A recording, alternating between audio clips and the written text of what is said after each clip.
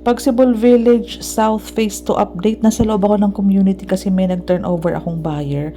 So, ginagawa ko po, pag may chance na makapasok, sumasama po ako sa buyer para po hindi ako masita ni Kuya Guard. Kasi mahigpit pa po talaga sa community dahil may mga nakatira na po. Actually, bawal po itong pagbablog-vlog, kaya hindi ko po mapagbigyan. Pero ito, Block 21 Lot 7 ba yun?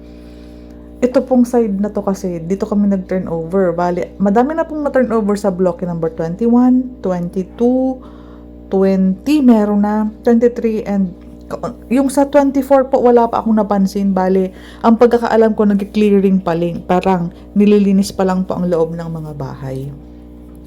So, dito pa din po kami nag-turnover. Again, block number 20, 21, 22, 23. Ay, yan po kasi ang mga unang na-i-file, yan yung mga unang na loan takeout, yan yung unang na schedule for turnover. Kasi yung mga sa bungad po, yun po ang medyo late nang na-construct. Ongoing ngayon ang process ng pag-ibig. Kaya baga mga April, May, possible na turnover na sila.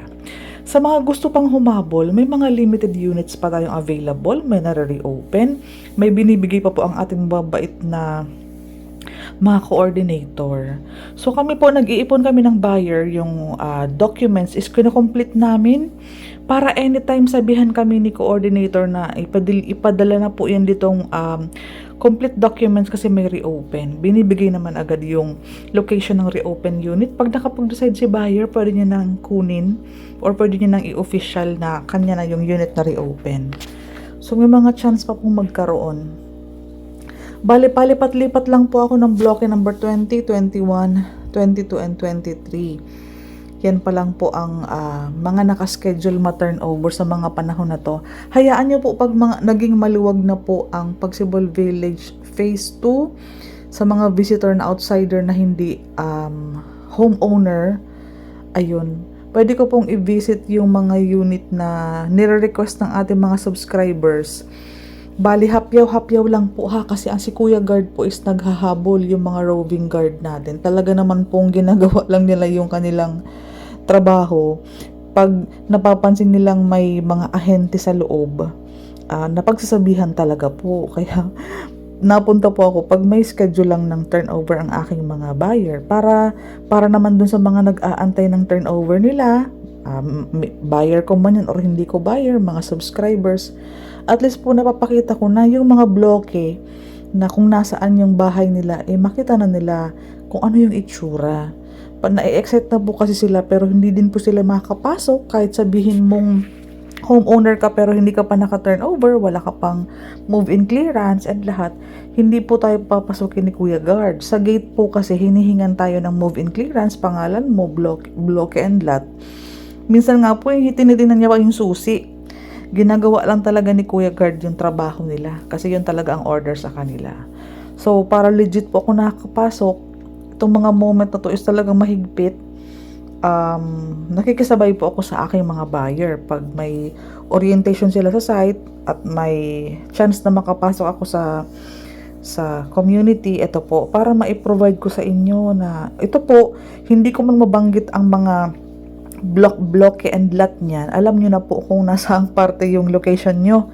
I-open nyo lang yung mga itsura ng mapa para at least palabas-pasok ko na overview mo kung alin lang yung naaabot nung wide nung ating GoPro, kung alin lang yung nakuha niyang footage. Kasi ito po yung nakasabit lang sa bag ko. Hindi ko po siya nilagay sa helmet kasi magiging obvious, di ba po? So, yung ulo ng GoPro, nasa labas lang po ng bag. Dito po si Kuya Guard naghihigpit sa main diyan, sa may rotonda. Bali, pinapatigil niya po diyan. Rotonda, ito going to Antero Soriano Highway. Yung other way is going to Governor's Drive ng 13 Martires, Cavite. Boundary lang tayo ng 13, boundary tayo ng Tansa. Kailangan nyo pong mag-attend ng orientation. Kapag sinabing for orientation 8 to 9, mag-attend kayo kasi ang daming good news na sinasabi yung nagpa-facilitate ng orientation. Lalong-lalo na sa very promising location ng South kung saan may mga allotted space doon para sa mga commercial space. So, ibig sabihin, kung doon mailalagay ang commercial, paglabas mo, commercial na.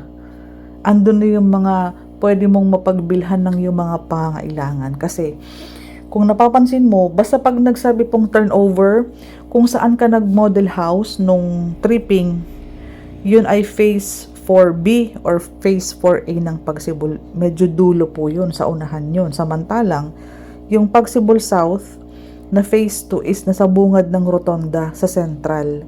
So, hindi ka na papasok sa loob.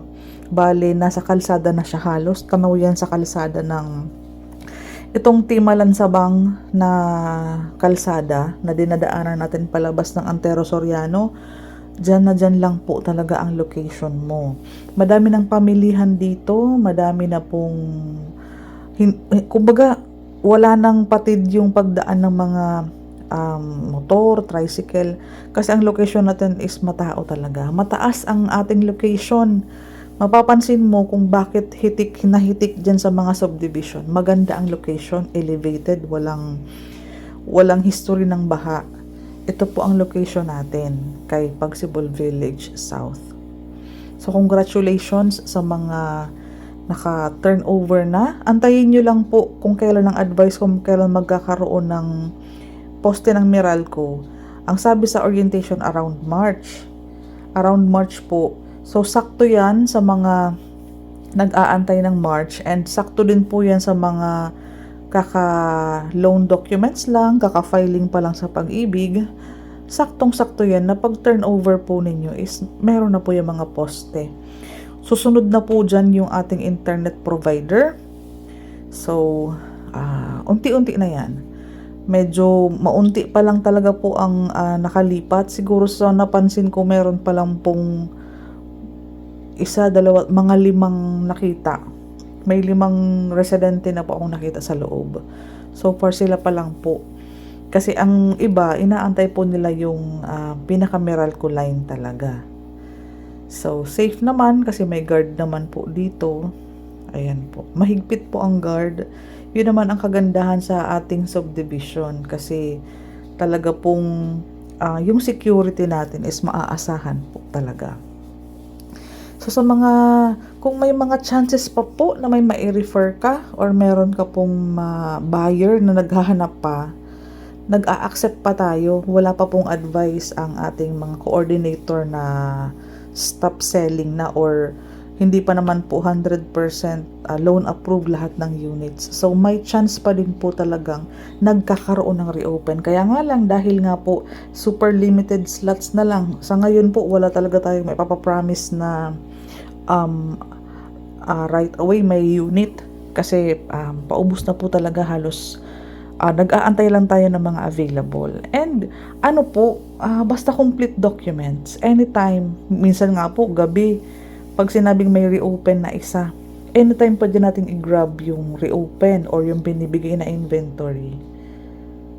Block 22 ito.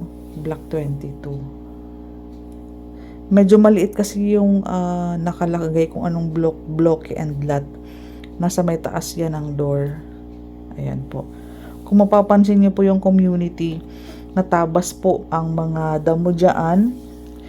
Makita mo pong maganda po talaga na pag mga ganitong bagong subdivision, nililinis talaga nila yung mga itong gilid. Ayan, para pag na-turn over naman sa ating mga buyer, presentable po ang ating ma-receive na bahay.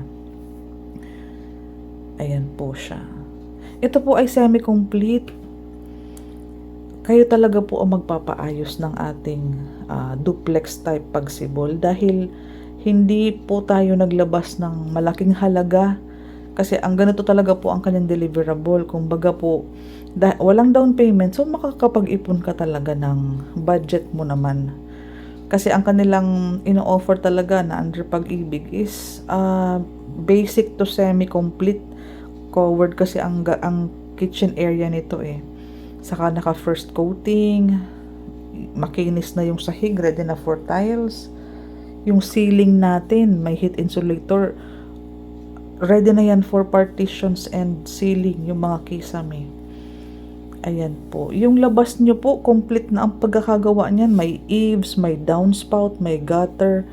Ayan po, naka-sliding windows. Ayan po, oh. Makinis na yung wall niya, naka first coating na yan, sliding windows. Yung kitchen area covered, oh. Yung CR natin, mas pinaganda ang provided na tiles and mas mataas, mas malaki ang space nito. Ayan po. May naka-open na isa. Pag naka-open po, ino-open na po kasi yan minsan kapag nililinis. So, kaya na-open ko po siya kasi naglilinis po yan. Before po i-turn over, bago i-turn over, chinecheck pa din po nila ang loob niyan. Ayan po. Kasi naka-close yan. Kasi di ba po, sa'yo ibibigay yung susi. Ayan po. Umulan na dito noong mga nakaraang buwan. So, pag pumasok ka po sa loob ng unit mo, mapapansin mo kung may butas yan kasi may makikita kang trace ng tulo. So, for sa mga napuntahan naming unit, wala naman siya yung mga makikita